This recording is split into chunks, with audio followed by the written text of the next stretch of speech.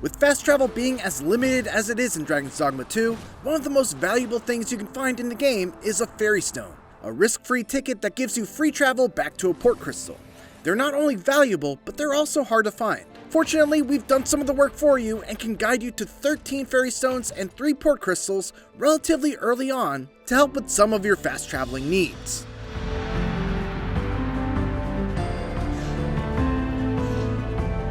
To get the first Ferrystone, first head to the inn at Vernworth, and then get onto the roof by using the ladder outside the second floor. Hop over to the bell tower, where you'll find 3 chests and a seeker token. Inside one of the chests is a Ferrystone. With that seeker token that you just found, you can head to the Vocation Guild and turn it in for an easy Ferrystone. There are a few ways to reach this Ferrystone in Vernworth above the archway next to the weapons shop. The easiest way is to simply be a mage or sorcerer with the Levitate core skill and simply float over to it. If you're a thief, you can use the concussive step skill to double jump over there. And then there's the hard way, which also happens to be my favorite way, which is to throw a pawn to the nearby stall and then hurl them onto the archway. Don't worry about it, they're pawns, they love stuff like this.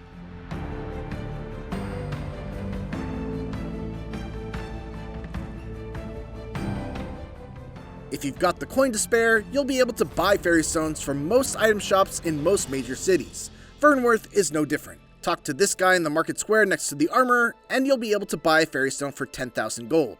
They're in limited supply, but check back every now and then and see if he has any more. Just outside the Vocation Guild, head up the stairs and up the ladder. Go from the roof to the balcony, then hop over to the other balcony, and you'll find a chest with another Ferrystone just around the corner.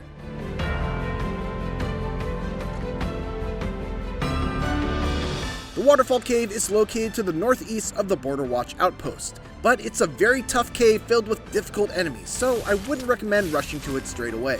Once you feel ready though, you'll find a Ferrystone pretty deep into the cave. If you can make it to the western exit of where the Chimera is, turn right, then left, and you'll spot the chest atop some steps. Take the coastal road on the way to Harv Village and keep left at this fork in the road to eventually work your way to an abandoned shack. Inside you'll see a Ferrystone just lying on the table for you to claim. Just past the entrance to Stormwind Cave in Harv Village and around the right corner will be another small shack, this time occupied by an old man. There's a Ferrystone sneakily hidden behind the bed, just lying on the floor. Since you're already in the area, you might as well knock out part of the monster culling main quest by going through Stormwind Cave and clearing out the Saurians to rescue some villagers. After doing so, backtrack to the large open room and head through the leftmost cavern on the top level. At the end will be a treasure chest with the stone that also leads back to the entrance. Though, if you are a mage, sorcerer, and/or thief, you could have gotten this right from the start.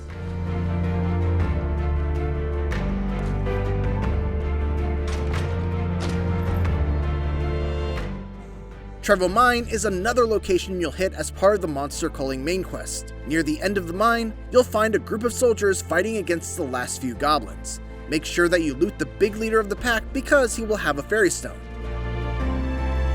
Then there's this one, also located in Trevo Mine, located in a chest atop a rock, precariously placed next to a bridge. Once again, if you're a mage, sorcerer, or thief, this is pretty easy to collect. Otherwise, it's to the free throw line for you.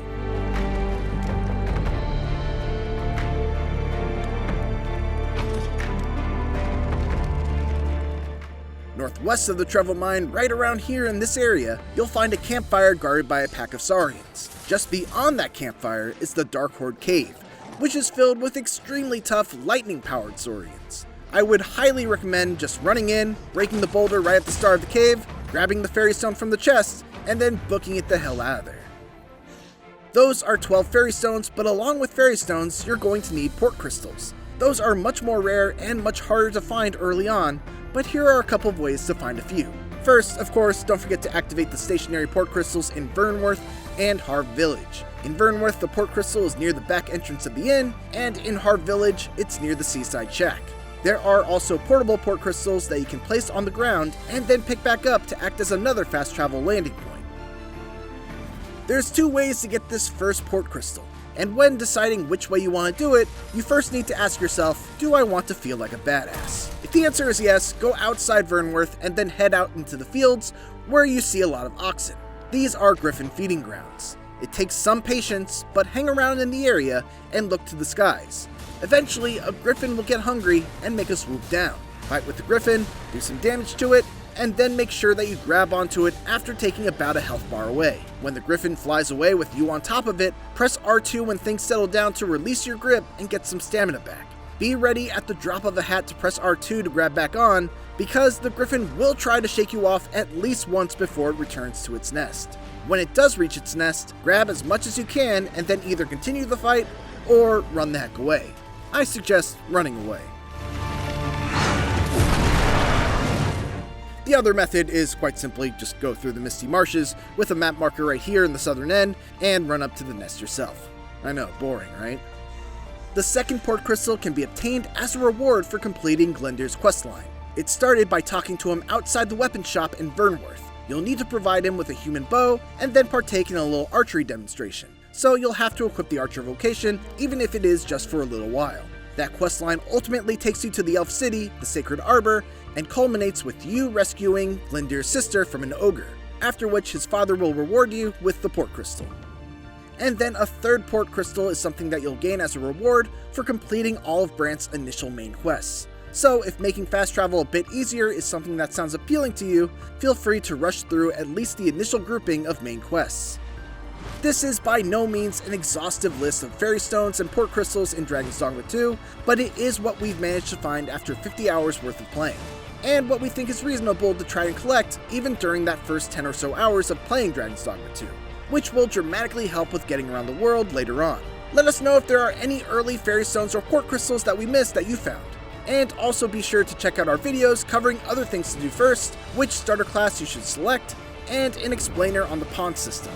You can find all of that and more on our growing wiki page on IGN.com. Thanks for watching, and for everything else, keep it here on IGN.